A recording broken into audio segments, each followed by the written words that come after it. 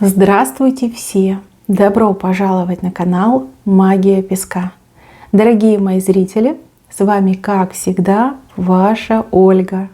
Всех вас сердечно благодарю за то, что зашли на мой канал и смотрите мое видео, за вашу прекрасную поддержку комментариями и лайками, за вашу помощь, мои хорошие. Земной вам поклон. Сегодня будет отсыпочка на мужчину. И посмотрим, почему он с другой, либо почему он не уходит от другой. Что-то между ними происходит, да, и чем она его около себя держит. Загадайте, пожалуйста, на нее, на него и, конечно же, на себя. Прошу высшие силы дать мне возможность ответить на все ваши вопросы и послать для вас только самую важную, нужную и полезную информацию.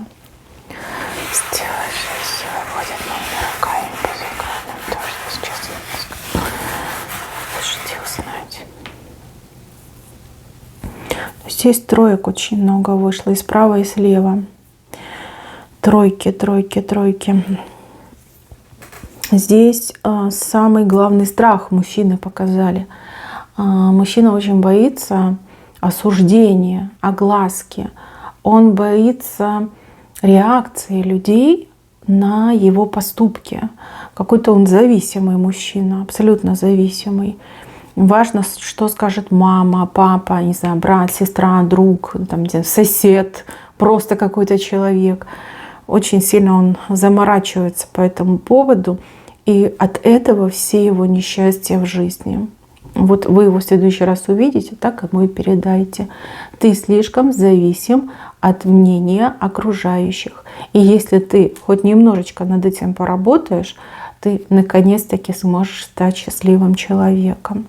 Смотрите, здесь очень четко показано. И сердцем, и душой он тянется к вам. Но тройки все переграждают. Я бы даже сказала, что тройки его подвешивают, да, и от вас закрывают. Так мне идет. То есть с вами он хотел бы быть больше всего на свете.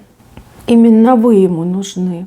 Но из-за этого общественного мнения и из-за того резонанса, который может подняться, мужчине прям аж плохо становится. Да, вот как подумает, что ой, а что скажут, а что будет, ой, как ко мне будут относиться, ой, как на меня будут смотреть, кто что обо мне подумает. И прям, знаете, голова кругом идет. Голова. Вот с этой женщиной, с вашей соперницей, он, судя по всему, и живет только лишь потому, что боится вот этой огласки.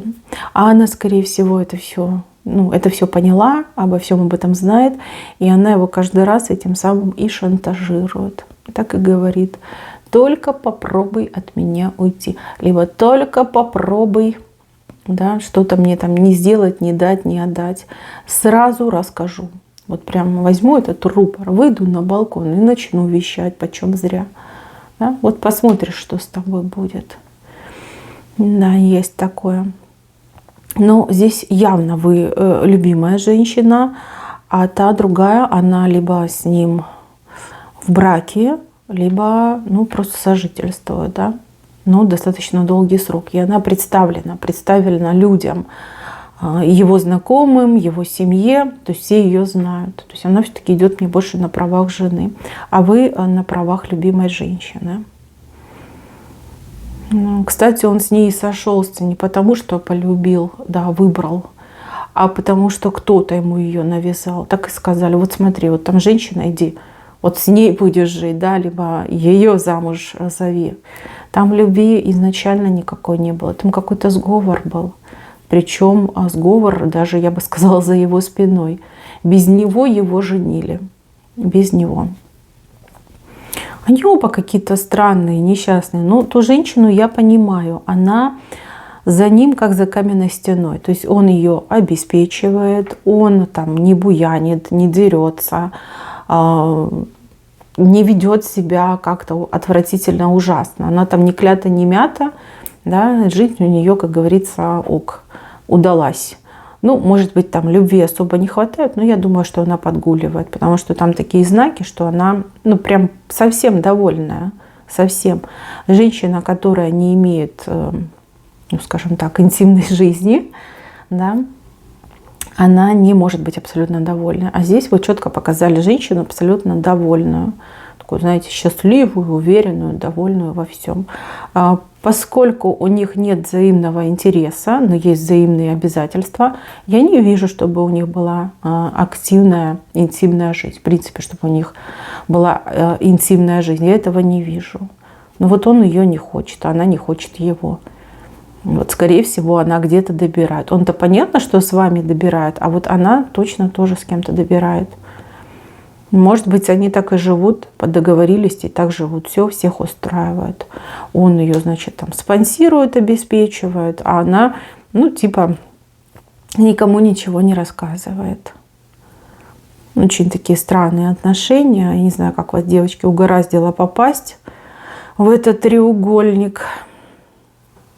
Ну, на мой взгляд, эти люди, они психически нездоровы, если они, ну, в таком формате живут.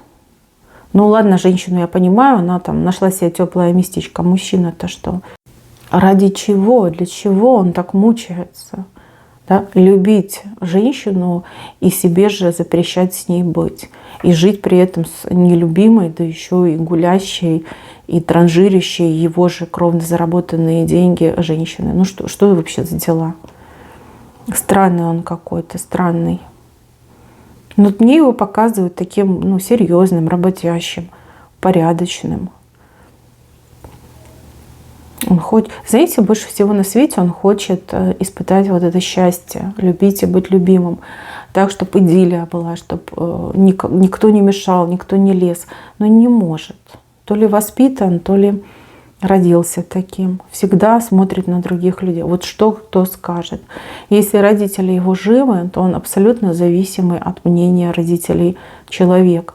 Вот что бы они ему ни сказали, во-первых, он воспринимает за чистую монету. И даже если ему, например, просьба либо пожелание вредит, сквозь слезы он все равно будет это делать. Потому что мама сказала, потому что папа сказал, потому что брат сказал, да, либо кто-то сказал. Он такой немножко не в себе. Вообще, девчонки, здесь бы хорошо было бы показать его, ну, например, хорошему психологу, психотерапевту. Потому что здесь работа непочатый край над ним. Еще как вариант, вы можете на этого мужчину сделать выливку. Выливку, диагностику, просмотр. Потому что явно что-то не то с ним. Но не может быть человек вот такой вот прям послушный. Да, и зависеть от чужого мнения. Но здесь явно что-то не то, не так. А выливка, она покажет, что с ним не так. Я, кстати, не удивлюсь, что, возможно, он у вас немножко порченно идет. Да, потому что своей жизнью не живет, своим умом не живет, от своего счастья отказывается. Но вы представляете нормального человека, который отказывается от своего счастья, говорит: нет, счастливым я не буду, я буду несчастным, и всю жизнь я буду мучиться. Ну вот вообще такая странная история. У вас счастье с ним какое-то вспышками, урывками, знаете, вот так, по крошечке. А все остальное время это муки, страдания, переживания, сомнения. Такая, знаете, смута происходит и у него в жизни, и у вас в жизни из-за него. Вы за последнее время, девчонки, очень сильно изменились. На этой нервной почве вы сами уже себя не узнаете. Раньше вы были красавица, жизнерадостная, такая активная. Вы умели жить, наслаждаться жизнью. А теперь из-за вот этих любовных страданий вы, ну, реально ничего не хотите, вас ничего не радует. Вы превратились в такого, знаете, ждуна. Простите за слово, я не хочу никого обидеть, но вот правда. Все, что вы делаете, вы ждете, когда же он придет, когда же он позвонит, когда же он напишет, когда же у нас получится побыть хотя бы там сколько, 3 минуты вместе. Такая патовая ситуация на самом деле. Да, это любовь между вами, но любовь очень несчастная, очень такая, знаете, даже немножко обреченная, что ли, она выглядит. Ну, по крайней мере, с его стороны. Потому что эти тройки, они реально его, ну, вот закрыли, да, закрыли, в клетку посадили, либо на цепь, да, далеко не отбежишь. Так, по поводу вас. девочки, ну вот у вас в руках ключ от счастья. Только вы все разные, да, разные девочки ко мне зашли. Смотрите, это ключ от вашего счастья. С кем? Либо с ним, либо с кем-то другим. Но вот с вот этим мужчиной, которого вы загадали, здесь ключа будет мало. Здесь еще нужно лечить, бороться, сражаться и чуть ли не зубами выгрызать этого мужчину из той системы, в которую он попал. Да? Система зависимостей. Это очень сложный путь, очень невероятно сложный. Знаете, можно даже надорваться. Вы здравомыслящая женщина. Посидите и подумайте, оно вам реально надо? Вы готовы на это пойти? Вы точно этого хотите? Если говорите, что да, ну вперед из песни, у вас ключ в руках. Вы можете добиться всего, чего хотите. Нет такого мужчины, да, нет такой ситуации, которую бы вы не смогли взять. Ну, просто нет. У вас вот он ключ, видите, в руках прям ключ большой, ключ от счастья.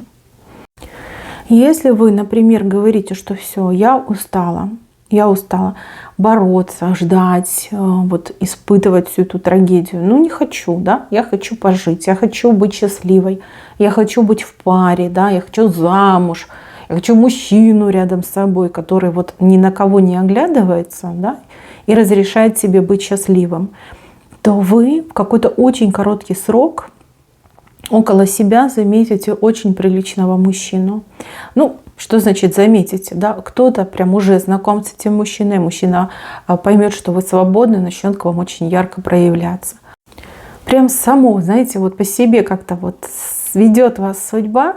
Очень прекрасный мужчина. Ну вот образ мужчины у ваших ног. Видите? Ну, счастливой вы точно станете. Просто разрешите себе быть счастливой. Либо боритесь до конца, но это будет очень сложно. Либо прощайтесь. Как по-другому сказать? Прощайтесь, да. Потому что сейчас, вы на меня, конечно, не обижайтесь, но вот вижу, что вы не живете, а мучаетесь. Да, любовь такая мучительная идет у вас. Девочки, все в ваших руках. Все в ваших руках. Просто немножко вам не повезло с объектом любви. Слишком какой-то зависимый и не самостоятельный персонаж. Зависит от мнения других.